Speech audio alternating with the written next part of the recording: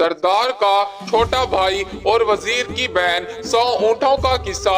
ایک دفعہ کی بات ہے کہ ایک سردار جو سلطنت میں پہنچا اپنا مال بیچنے کو، اسی سلطنت میں ایک وزیر ٹھہرا ہوا تھا جو بازار میں تمام لوگوں کی جانچ پڑتال کر رہا تھا کہ کون کتنا پانی میں ہے۔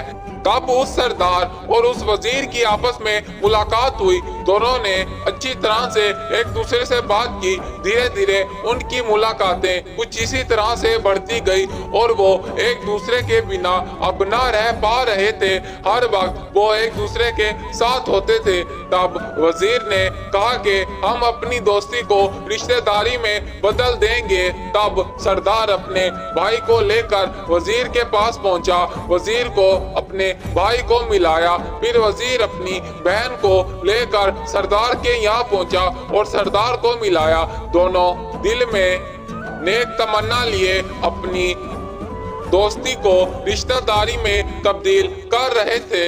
پھر وزیر نے اپنی بہن سے جا کر بات کی اور اس سردار نے اپنے بھائی سے جا کر بات کی۔ جب دونوں کو ایک دوسرے سے ملایا گیا تو دونوں ایک دوسرے کو دیکھ کر دنگ رہ گئے، کیونکہ ان کا پہلے سے ہی آپس میں تعلقات رہ چکے تھے اور وہ وزیر کی بہن اور سردار کا بھائی دونوں ہر حد سے گزر چکے تھے۔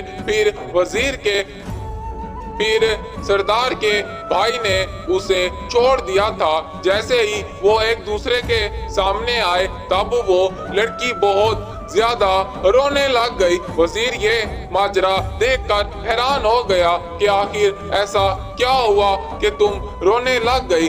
پھر اس لڑکی نے ڈر کے مارے وزیر کو تمام حقیقت سے یعنی اپنے بھائی کو روبرو کیا۔ پھر وزیر آگ بگولا ہو گیا اور سردار کے بھائی کو مارنے پر تل گیا۔ ان کا ایک معاہدہ ہوا پڑا تھا 100 اونٹوں کا، وہ ان کی وجہ سے پھر ٹوٹ گیا۔ دونوں ایک دوسرے کا منہ بھی دیکھنا گوارا نہیں کر رہے تھے۔ جب 100 اونٹوں کا معاہدہ ٹوٹ گیا تو سلطنت سے دونوں کو بلاوا آ گیا۔ راجا کا کہ وقت پر ہمارا کیا ہوا معاہدہ تم دونوں نے پورا کیوں نہیں کیا؟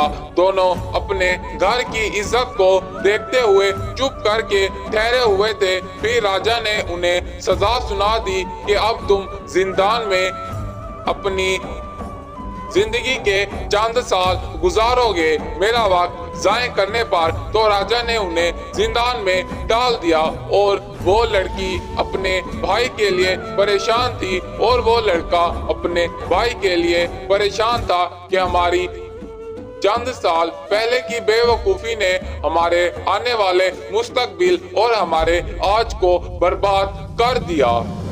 پھر وہ لڑکا لڑکی راجا کے پاس چلے گئے اور انہیں ساری حقیقت سے روبرو کرایا کہ ہم دونوں کی وجہ سے ان دونوں کے آپس میں تعلقات خراب ہوئے ہیں۔ تب راجا ہنسنے پڑ گیا اور انہیں کہا کہ تم لوگ کتنے بے وقوف ہو، جب تمہاری اب آپس میں وہ شادی کرانے والے تھے تو پھر حقیقت کھولنے کی کیا ضرورت تھی؟